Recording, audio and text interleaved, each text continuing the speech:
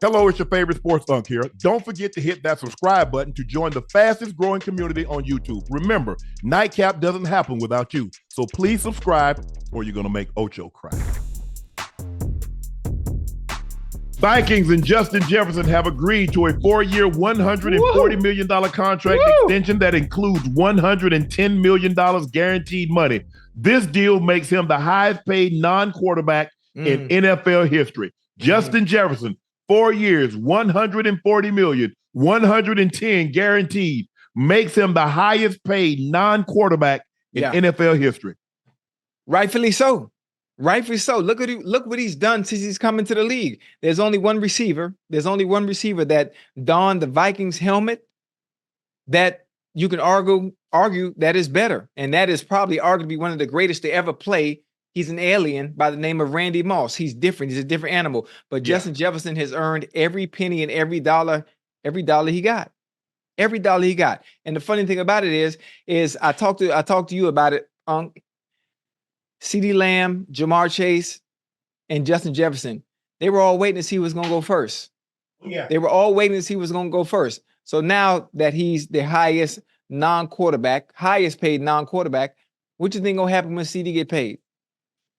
Well, everybody was waiting for that one domino to fall. Oh, yeah. Everybody was waiting. Yeah. And so you're hoping, Ocho, that they hit it way out of the park. Yeah. Don't go. If Tyreek's making 30, don't go to 31. Nah, we need you to Bob Beeman this thing in 1968 in Mexico City. And go 2 feet farther than what the world record is. Right. I like it. I like it, though, because as the players continue to reset the market, obviously, it's a good thing for the game. It's a good thing for the players that play extremely well and outplay their contracts, especially when you come into your rookie year. You get you a good 3 years up under your belt, a good 3 efficient, consistent years and playing really well. Man, you back to the table. And they're gonna turn it up. Listen, the money they paying right now, and it's only the funny thing about it is the money's only gonna get better. Oh, for sure. It's only gonna continue to increase. So I mean, it's a good thing. And I'm excited. I'm excited to see what CeeDee Lamb gets. I'm excited to see what Jamar Chase gets. And I just know once I see them, I just know McDonald's on them. McDonald's is on them. It's going to be a lot of things. Hey, woo. Man, I sure like to see that big signing bonus. Matter of fact, wait a minute. How old is Tyreek? They looking to do something with Tyreek. Oh, I was going to say, Tyreek is going to wait until they finish. Mm-hmm. Tyreek gonna wait till they finish because he going back to the top. Yeah.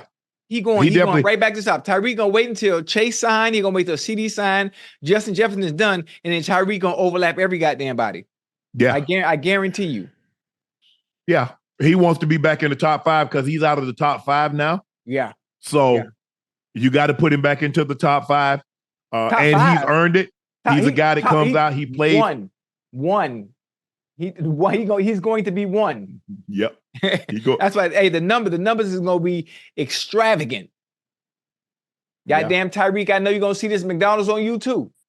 Hey, I don't know. Tyreek might not can help you. He got some issues going on right now. Ocho. Nah, he good. He good. We talk. We talk. No. Mamas don't want to talk. They don't want to talk to you. Oh no, no. Listen, give him a break, Ocho. Stall him out, man. Nah, I'm guiding him, man. I'm telling you. Listen. Think about it. I did the same thing, right? I did the same thing. You notice I don't have no issues? Have you noticed I've never had any problems? I know you ain't got to have no problem, but the money that you paying them, you wasn't making that kind of money, and they different. So you said you had a friendship relationship with them, Ocho. Right, and that's why I'm trying to help him because let me do this. Let me do this. I know what I'm doing. Because listen, it wasn't I was making good money for what it was back then. Yeah. But I wasn't dealing with people that was with me for my money. That's the whole point. Okay. We're not gonna get to that man. We're not gonna get to that man business. But they knew this. We're gonna leave that alone. Leave that alone. Kirk Cousins, who signed with the Atlanta Falcons this past offseason, may have been too candid in some interviews as he found himself and the Falcons amid potential tampering scandal. If proven true, some historical reference show the NFL is willing to dole out severe punishment on those infractions, even going as far as losing first-round picks in the NFL draft. Mike Florio of Pro Football Talk explained the Falcons could face say Miami 2022 punishment makes it not crazy, might not make it a crazy thought. His admission that he spoke to the team's head athletic trainer, and it is a bright line no-brainer.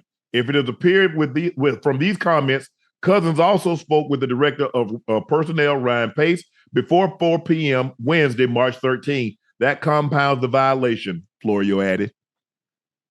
Man, oh, Lord the NFL need to find them something to do, man.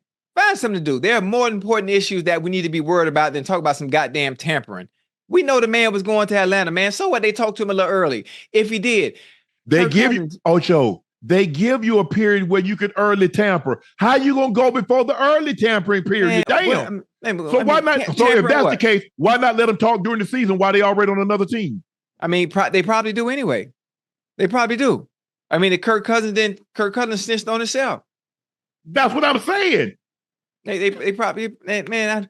I mean, who said criminals? Who said people do? Who said people criminals are smart? Who said people do dumb stuff are smart, Ocho? That's how you get caught. I know. Yeah, you're right. But I'm just saying, there's so many other things we can worry about, man. There's so many other things. Okay, he's with the Falcons now. I mean, tampering with what? What is tampering with what? I mean, think about it. You're not allowing him to talk to him. He's not going to be with the Vikings no more. He's going somewhere else anyway. What are you really tampering with? So what? He talked to him early. So Ocho, what? Ocho. Okay, here's the thing. God. I give you a discount. I'm gonna mark this item down. I'm gonna mark this cup down to $9.99. Guess what you do? You put this make the 9 a 6. What's wrong with that, man? You had already discounted it. Damn, Ocho. Wait, they give you an early tampering window. So now you want to go even before the tampering window? So you don't care nothing about no rules and regulations, huh? You know what? I like that idea you just said about changing the prices. I'm gonna try that in Target. I'm gonna take some. That's theft by deception. I like that idea. I really like that. You should have never gave me the idea because I'm definitely going to Target. I'm gonna switch some of them prices up on some stuff. But yeah, I understand what you're saying, Unc. But I'm just listen. We so just the NFL it's just so many other important issues that we can worry about. Man, he's with the Falcons now. Yes, he's with the Falcons now. I mean, come on, man. I understand. You know, when you talk about rules and regulations. Someone who was always the villain in the NFL didn't really follow the rules. I didn't really break them either. If you think about it, I mean, because the rules that I was breaking, that I was vilified for, now are celebrated.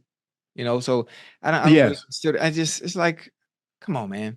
But I get what you're saying. But I want to piggyback on something else when we were talking about the receivers. Go ahead. The contracts and Tyreek obviously going to overlap the big three and CD and Jamar Chase. Why do you think there's such a huge gap between wide receiver and DB in the DB market when it comes to DBs getting paid? Because a DB is going to have to reset the market. Oh, they ain't going to 30. It's going to be a while before they get to 30. What's the highest paid? 21? Maybe 22? I mean, Rams at 21 maybe? Yeah, I think Sauce or Patrick Surtain II can probably hit 25. Yeah. 21, one of them can hit 25. Yeah, but this guy, he had 35. Huh?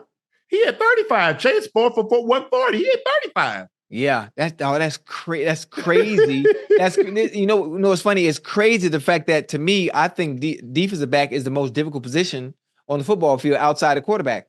Yeah, for sure. Defensive back is the most difficult position that has a receiver running at him full speed and has no idea where he's going. Nope. And they're not paid adequately, nowhere near the top receivers are. Right. I think the DBs need to add a little bit more personality to themselves. They need to talk a little bit more trash. They need to be a little bit more brash. That ain't who they are.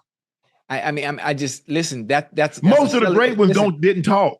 I know. Time didn't talk. Darryl Green didn't talk. Reeves didn't say nothing. It's a selling tactic along with the play, especially those that can play. Pat Surtain, he can play. The second, he can play. Add a little personality to it. You know, you get to that 30. Sauce Gardner. Sauce talks. I think Sauce might hit that 25, 27 mark. Hell, they might give him 30 just because he's in New York. It's I think the thing is, Ocho, is that when you look at it, is that at the end of the day, that's your personality. Yeah. Is that when you do Hard Knocks, a lot of times it gives you an opportunity to show your personality. Right. Okay. On Nightcap, it gives us both an opportunity to show our personality. I can show a little bit of it on First Take. I showed a little bit on Undisputed, but here the rules and regulations are even more lax than what they were on linear television. So we really get an opportunity, and we say sometimes we say outlandish stuff.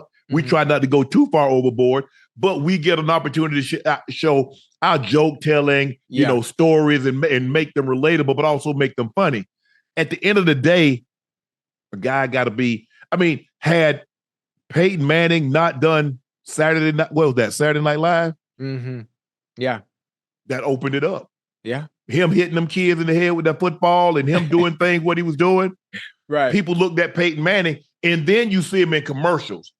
And then the outside people, got an opportunity to see what we saw at the Pro Bowl. Yes, sir. What those that played with Indy, the prankster, and they got an opportunity to see. Now the world got an opportunity to see. But that's got to be who you are. Yeah, you're right. You're right, because obviously, if you're one that talks trash, through the media, before games, then that's that much more added pressure to a game that's already difficult to begin with. Right. And now you got to think about I got to back, man. I got to back this up, man. See, but it's got to be second nature. You know what's funny? I needed and welcomed that pressure.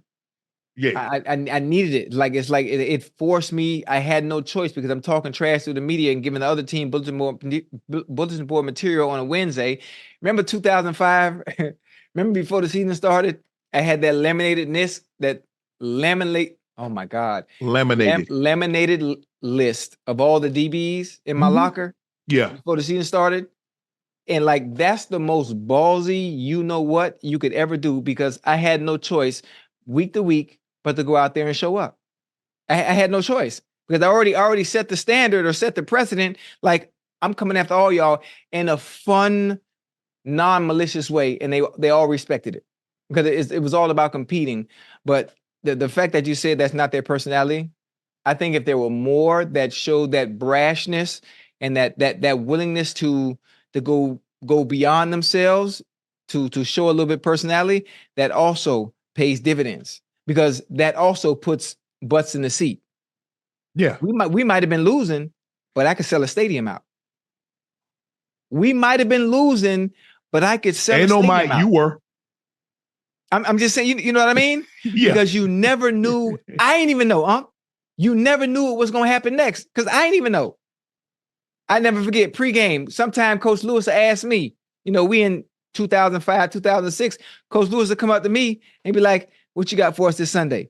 Because I don't tell nobody what I'm going to do, but you just know something's coming. There was a certain excitement and love and just this passion and energy I had for the game. And if you paid $80 for a ticket, I'm going to give you $80 worth of entertainment. And I'm going to push the envelope. And I don't care nothing about the NFL finding me, because I'm not playing for the money. And you know how they think. How do we keep them in line? Oh, we take the money. You take what they think they value most. Your money. And the money. They ain't lying. Yeah, you're right. You're right. Hey, I needed them checks, Ocho. Yeah, I know what you mean. But listen, the funny thing, I was working overtime, because you got to think. And in the off season, I was doing TV shows. Yeah. So I wasn't tripping. Whatever I lost, I was making right back up anyway. That's why I kept doing everything. Had I not had them kids, ain't no telling what I would have done. I might the street cost them. I might have counted the street cost mile high. I scored a touchdown. Yeah. That's crazy, man. Hey. Go ahead. Matter of fact, I mean, speaking on the Kirk Cousins thing, and obviously I know it's a serious issue. I just don't want to overlook it. I understand there are rules, there are regulations that teams have to abide by, and I mean, obviously now if tampering is found to have been done because Kirk Cousins slipped when talking to the media, do you think the NFL is going to take away the first and second round? You think so? Yeah, they're gonna punish him. Yeah, for sure. Because there's are they gonna that's what they tried to cut. Take money. Which one? Both, probably. Because Ocho, what they tried to do is that, you had the midnight tampering rule, and people was tampering up to a day. So they gave you a grace period. They said, we're going to give you 48, 72 hours in which you can talk to teams, but you can't do anything until this deadline right here. Right. They're like, well, damn, we gave you 48, we gave you 2-3 extra days. So now you're going to go outside of that. Right. It's kind of like Ocho. Fish anywhere you want to. Just don't fish over here. Okay? Right? This area is off limits. Don't fish. The whole rest of the 50-acre lake, fish. Just this one little 50-yard area, we don't want anybody to fish in here. What are people going to do, Ocho? Go fishing out. You got a 50-acre lake. Yeah. That 50-yard square that they say no fishing allowed, somebody goes, hey, somebody ain't going to go over the fence. They're going to throw their rod over there. Every time. Every time. I mean, people, it's just like whatever the rules are, people going to try to break them. They trying to jump the gun. They trying to jump the gun. That's C.J. Stroud said he would take Eli Manning's NFL career over Aaron Rodgers. During an appearance on $1 Million Worth of Game podcast, C.J. was asked if he preferred to have a career similar to Aaron Rodgers or Eli Manning. For Stroud, the decision was easy. You want the rings, dog. Eli got 2. What you think, Ocho? I mean, I like it. But listen, Aaron Rodgers' career is not that bad as well. Aaron Rodgers is recognized as one of the best, one of the greatest quarterbacks of all time. He's still playing, but he only has 1 ring. So I understand what C.J. Stroud is saying. The fact that Eli has 2, statistically, I don't have the numbers in front of me. I can't crunch them. I'm not sure. Rodgers is a 4-time league MVP. Yeah, I know Super Bowl that much. MVP. One MVP. Eli, I think he went to the Pro Bowl like 3 times. Right. Never been led the league in interceptions, I think 3 times. 2 Super Bowls, 2 Super Bowl MVPs. Nobody thinks that Eli Manning is the quarterback of Aaron Rodgers. I get it. That just goes to show you. Yeah. Even in rankings, even though Rodgers has 1, Eli has 2. Nobody's putting Eli in front of. Now I get. Hey, that's it. That's his. I get where Stroud is coming from with the 2 Super Bowls. I do too. But yeah. I'm taking Rodgers. Yeah. I mean, I understand it. I mean, again, it's all preference, obviously coming from a quarterback lens, from a quarterback perspective. Because that's how they're measured. Those trophies. You want those trophies. So I totally understand it. That's why Mahomes is held in such a high regard at such an early goddamn stage in his career. Do you realize, it just dawned on me. Do you realize how much longer he has to go and play? Barring injury, Do you realize that? If Andy Reid decides to stay, and again, it's like the Patriots all over again. As long as Brady is there for 20 years, offensively, the pieces to the puzzle constantly change year in and year out. As long as that 12 and that centerpiece was always there, that offense was always efficient no matter what. So it's like we got that all over again, depending on how long Andy Reid wants to stay and coach. As long as Mahomes is upright and healthy, it's the same thing all over again. So I think they're going to be the next team to probably wait. They already hit a dynasty, right? Yeah, 3 and 4 years. They might. Hey, Unc, I wouldn't be surprised. 3 and 5 years. Hey, Unc, I wouldn't be surprised if they roll off 2 or 3 more.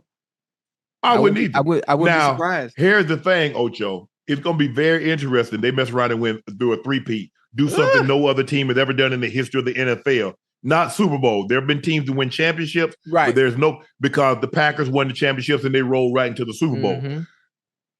But to win 3 in the Super Bowl era, which nobody's ever done that. Patrick Mahomes, now he has 4 in 5 years. And he's a 4-time finals and a 4th-time Super Bowl MVP. And he messed around and win another league MVP. And you know what's funny? I don't think the casual fan, obviously the people in the chat, this ain't Madden. No. This is real life. Do you understand how difficult it is? You can play your entire career and never go to the Super Bowl. You could play your entire career, maybe go to the Super Bowl once. Yes. The fact that knowing as a Chief fan, every year you're going to be in contention. That's a great feeling. As long as you got that guy. Long as you have that quarterback in place. That's why it's so important, and which is why quarterbacks are paid the money they're paid, because they change the dynamic of an organization like this. Like that, with a snap of a finger. But finding a great one like that, which is a gem, and they come every so often. No. I don't think Eli had a season which he threw for over 5,000 yards. I think he was 32 yards short. I think he threw for 4,968. I think he was 32 yards or 38 yards short of that 5,000 yards. I don't think Eli's ever had. He came close. He came close. Obviously, Rodgers has never thrown for 5,000 yards. I think he's led the league in passing touchdowns a couple of times. I don't think Eli's ever done that. Obviously, Rodgers has never led the league in interception. I mean, he has the best touchdown to interception ratio in league history. Yeah. We'll see when it's all said and done. Ocho, we had some sad news today. One of the greatest offensive linemen in NFL history, Larry Allen, tragically died at the age of 52 while on vacation with his family. Our thoughts and prayers go out not only to Larry, his family, and anyone that was impacted, that knew, loved, cared, admired Larry Allen, the Cowboy family, and the San Francisco 49ers. Our thoughts and prayers from Nightcap go out to Larry Allen and his family and all those impacted by the tragic passing of Larry Allen. Rest in peace, big fella. HOF. Yes, sir. Yeah, I went to Pro Bowl a few times with Larry, man.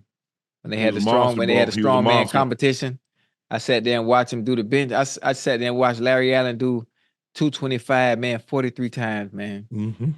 43 times like it wasn't nothing. I ain't never seen that kind of strength. Obviously, it translated and transitioned over to the field as well. Huh? Yeah, he was a monster, Ocho. Oh, yeah. He could play right guard, he could play right tackle, but he was at left guard, played left tackle, played every position basically except center, but he was a stalwart. He was a centerpiece at the left guard position. And he was a mountain of a man. Sorry to hear the tragic passing out. Like, again, the thoughts and prayers go out to his family and everyone impacted by this.